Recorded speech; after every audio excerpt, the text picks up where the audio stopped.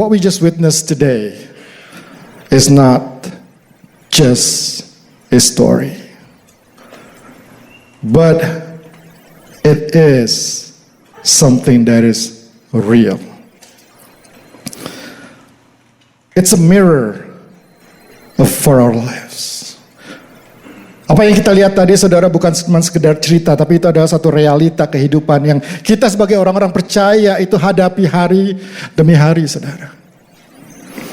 It's a story of a leader who is exhausted and discouraged. It's a story of a believer that faith feels at church, but the moment he stepped out of church, it's a different story. It's a story of someone who just keep seeking and trying to feel His presence.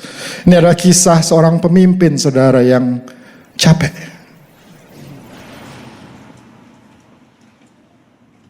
Cerita orang yang percaya, dan pada saat kita di gereja, iman itu begitu nyata, tapi begitu kita keluar, sepertinya itu menguap. Cerita seorang yang senantiasa ingin mencari bagaimana bisa merasakan kasih Kristus. And this is a tension that we all live in. You know, we proclaim resurrection. We say to people, God is good. But often we walk through shadows. We declare victory, but we feel defeated. We say Jesus is alive, but sometimes our hearts feel numb. Kita bisa cerita kepada orang Tuhan Yesus baik, saudara, tapi di dalam hati kita menangis. Kita katakan Tuhan Yesus bangkit, tapi kita kadang-kadang mikir, apa benar apa iya?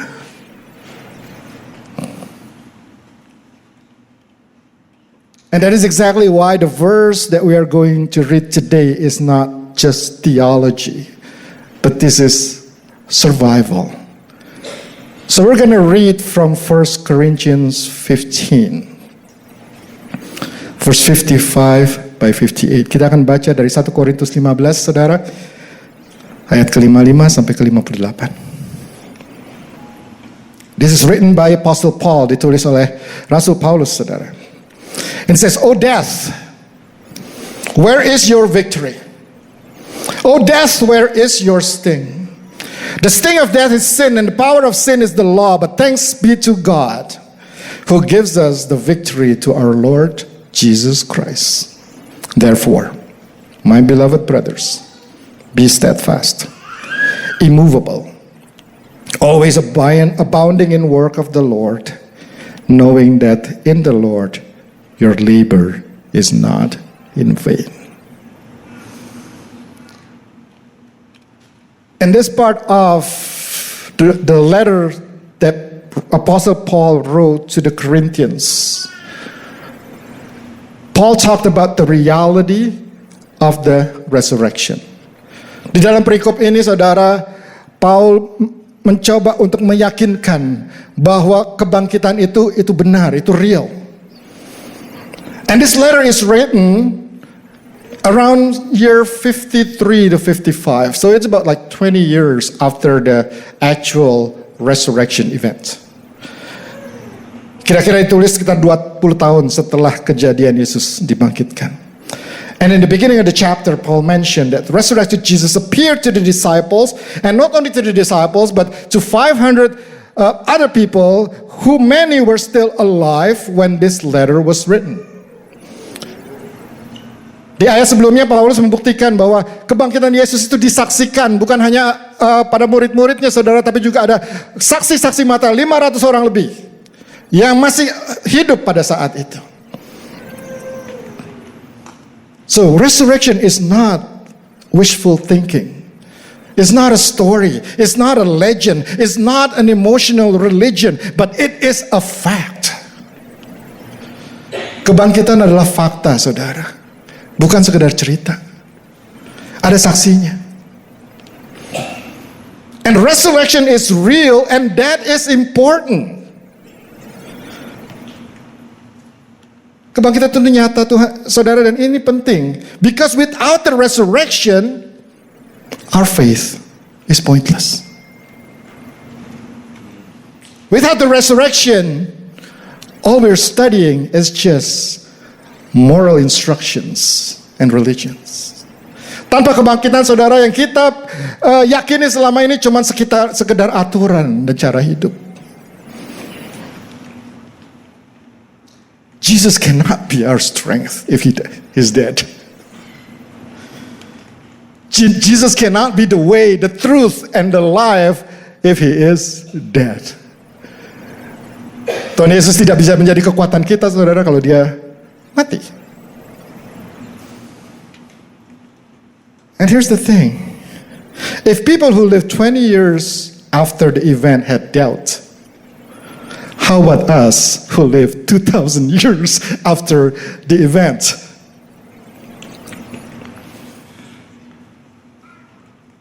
Kalau yang baru 20 tahun kejadian aja udah ragu-ragu, saudara, apalagi kita yang udah 2000 tahun.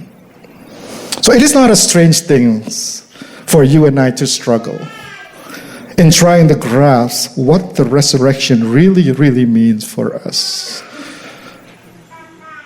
Bisa dimengerti, saudara, kalau kita struggle. In verse 55, Paul says, "O death, where is your victory?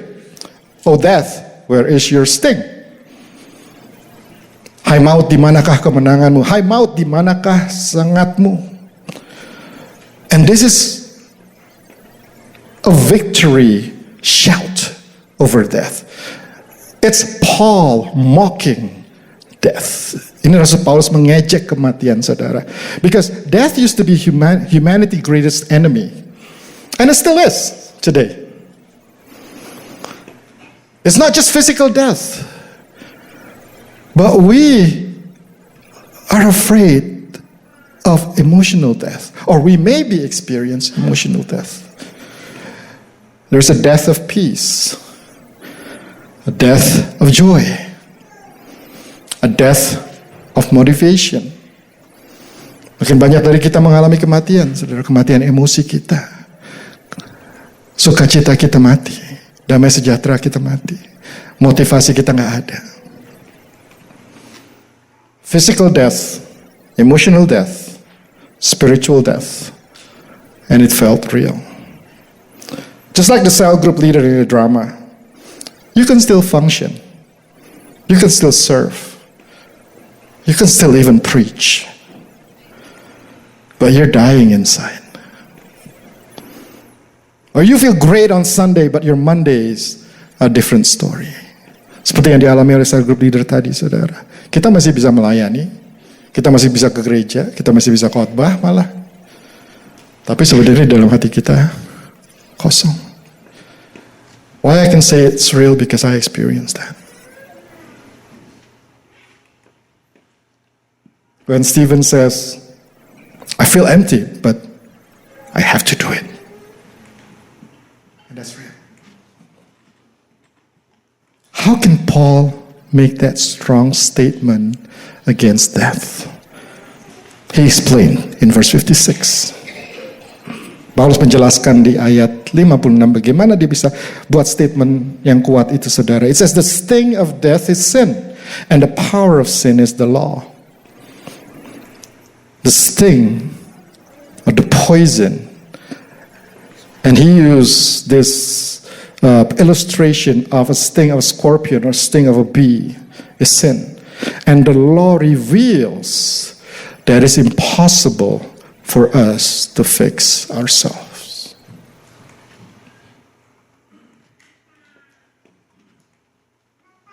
But there is a turning point.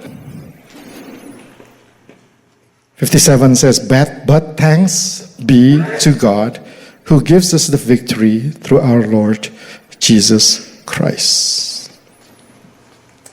You know, death hurts because sin broke the world. Death hurts because sin broke us. Death hurts because we live in a world where things fall apart.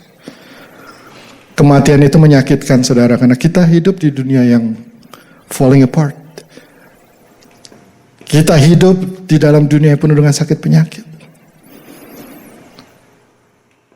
So if you feel the sting, if you feel the weight, if you feel the silence, it's not you're broken. It just means that you're human. Kalau saudara merasakan tekanan itu saudara merasakan sakit itu saudara, itu adalah because kita itu semua manusia saudara. But here's the thing. The story does not end there. Kisah itu tidak selesai di situ saudara. Your sickness, your pain, your doubt, your exhaustion, your failure, even death no longer has the final words. Penyakit saudara, rasa sakit hati saudara, keraguan saudara, kecapean saudara, kegagalan saudara, itu tidak memberikan satu konklusi atas hidup saudara. Because here it says that victory is not something that we earn, but victory is something that is given to us. Kemenangan itu bukan sesuatu yang kita capai, saudara, karena kita nggak mungkin bisa capai itu, tapi kemenangan itu adalah sesuatu yang kita diberikan kepada kita. And victory is not up to us. It is a done deal that's made with Jesus. Kemenangan itu bukan bergantung kepada kita, saudara. Kemenangan itu sudah terjadi di kayu salib pada saat Yesus mati dan bangkit. So Christ is risen and hope still wins. Amen. In the story, Emmanuel saying, when I fall down, you pick me up. Stephen was hesitant, but later joined in. You know that his circumstances did not change.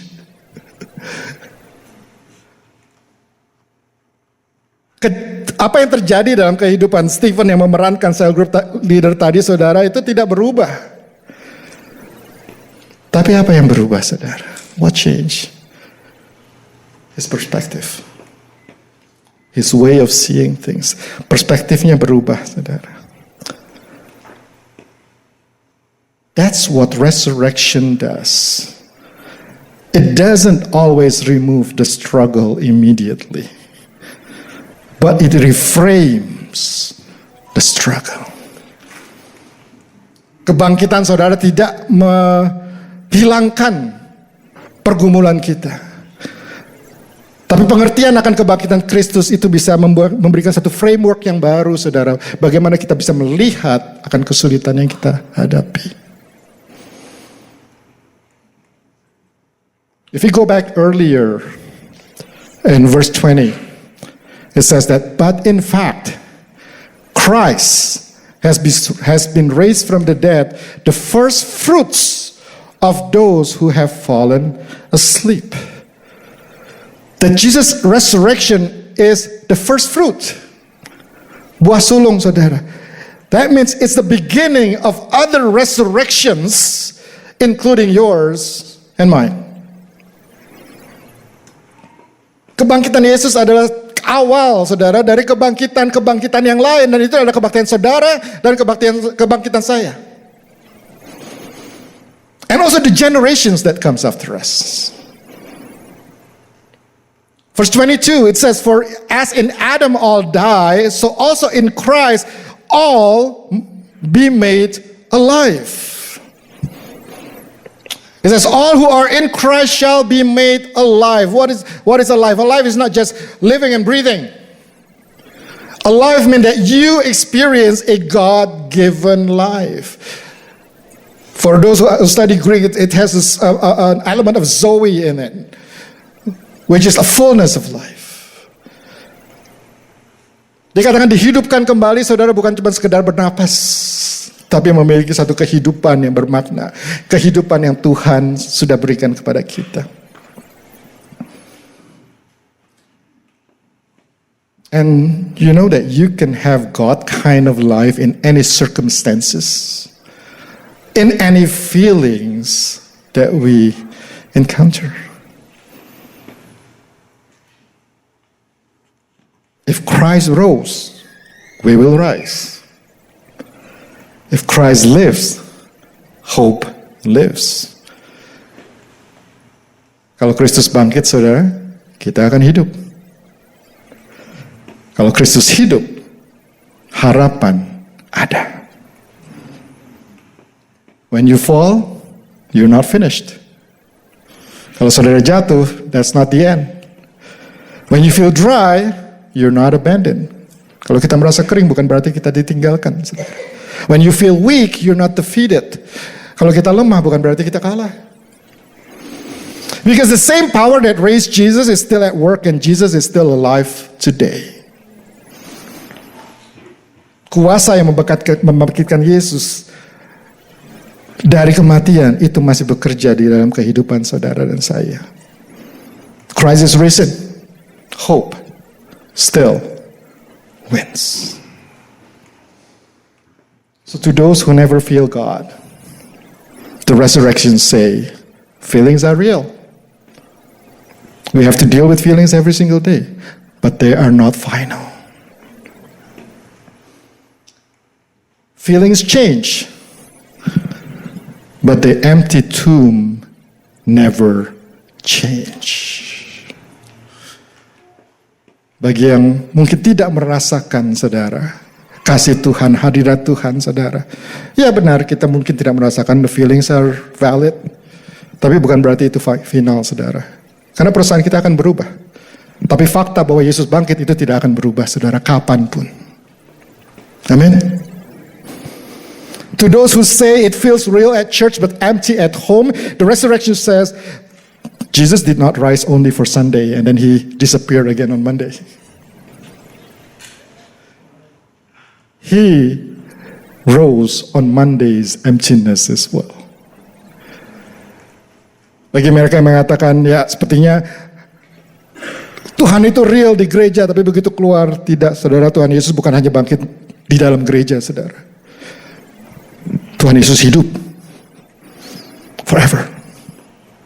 Those who say, I'm tired of praying and hearing nothing, the resurrection says that silence is not absence. Delay is not abandonment. Weakness is not failure. The victory is already given to you.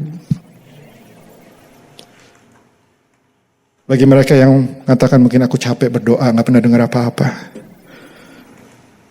Saudara, diam itu bukan berarti Tuhan tidak ada. Penundaan bukan berarti Tuhan meninggalkan saudara. Kelemahan saudara bukan kegagalan saudara. Karena apa? Kemenangan itu sudah diberikan kepada saudara. And the next verse is very crucial. Verse 58, it says, therefore, okay, therefore meaning because of the fact that we discussed before, now, my beloved brothers, be steadfast, immovable, always abounding in the work of the Lord, knowing that in the Lord your labor is not in vain.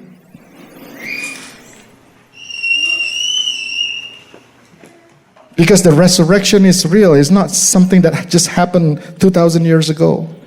But the resurrection is really about your life and my life today.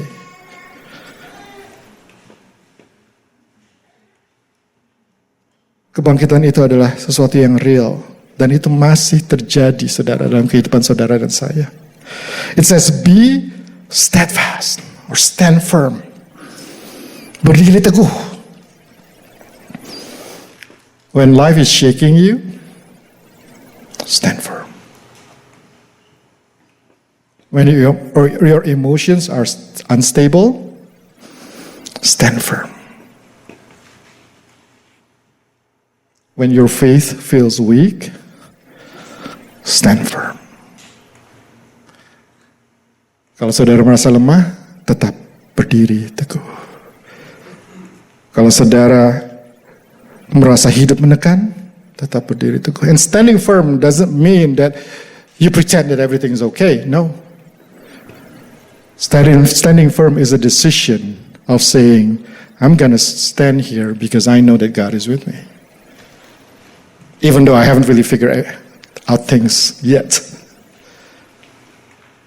Berdiri bukan berarti semuanya oke, saudara. Berdiri itu adalah satu keputusan yang kita bisa ambil. Saya akan berdiri walaupun saya belum lihat hasilnya. Immovable, let nothing moves you. Jangan goyah.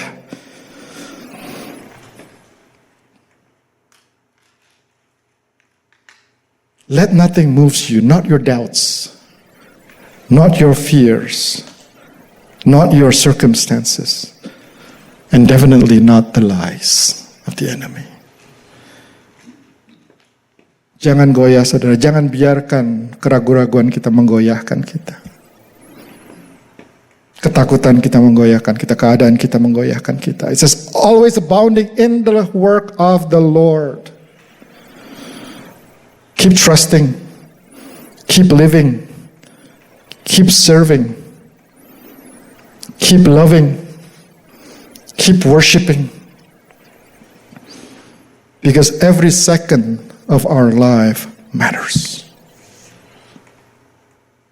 Katakan giatlah selalu dalam pekerjaan Tuhan, saudara. Pekerjaan Tuhan adalah bagaimana kita connect dengan Tuhan. Jadi tetap aja berdoa, tetap mengasihi, tetap melayani, tetap menyembah, saudara. And it says, in the Lord your labor is not in vain. Dalam persekutuan dengan Tuhan, jerih payahmu tidak sia-sia. Because every love that you share, despite the circumstances, will not be in vain.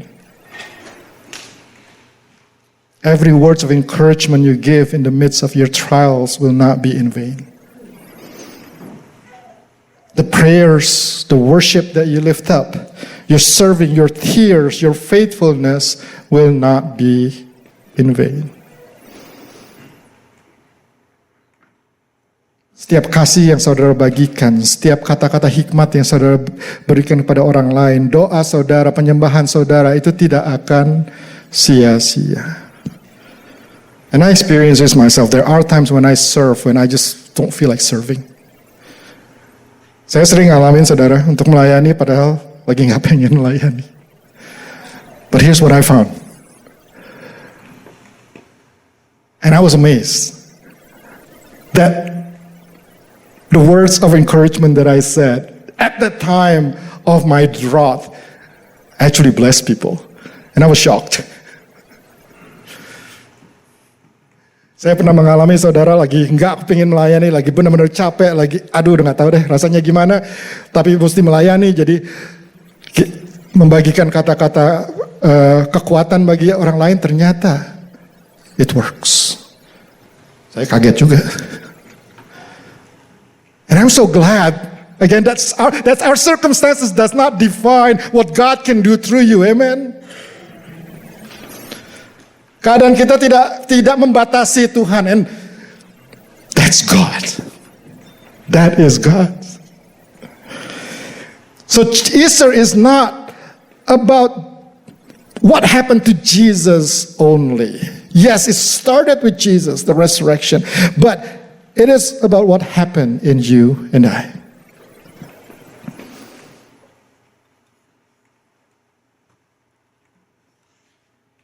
Paskah saudara bukan hanya sesuatu yang terjadi 2000 tahun yang lalu, tapi sesuatu yang terjadi dalam kehidupan kita sehari-hari saat ini saudara. So when you feel like giving up, when your faith feels heavy, when your hope feels distant, remember this. The tomb is empty. The victory is won. The story is not over. Kalau saudara lagi lemah, kalau saudara lagi pengen give up, rasanya udah nggak tahu mau ngapain lagi, pengen drop everything, ingat saudara, kubur itu kosong. Dan itu fakta, bukan sekedar cerita. Kemenangan sudah dimenangkan dan diberikan kepada kita saudara. Dan cerita itu belum berakhir. So, let's stand firm. Keep going. Give yourself fully. Worship. Because worship is not really about singing a song. Penyembahan bukan sekedar nyanyi, saudara. Kalau mau nyanyi, nyanyi aja, mau di mana-mana, nggak masalah. Tapi penyembahan itu adalah alignment, saudara. When we say, you are my strength, when I am weak, we are not singing, but we're aligning and saying, yes, Jesus, your strength, you are my strength when I'm weak. You are the treasure that I seek. You are my all in all. So Christ is risen. Hope still wins. Let's pray.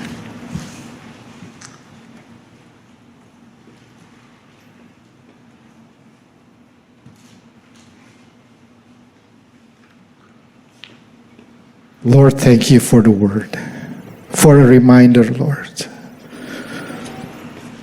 that because you are alive, hope still wins. Terima kasih Tuhan untuk diingatkan bahwa karena Engkau hidup Tuhan, harapan itu akan menang dalam kehidupan saya. So whatever that we experience in life today, maybe some of us are in the valley, maybe some of us are over the mountain. But one thing we know, Lord, that what you have done on the cross, that empty tomb, is not just story. It is something that is real. And your resurrection is something that is still happening in our life today. So I just want to pray for everyone here, Lord, that they don't give up, that they will be able to stand firm,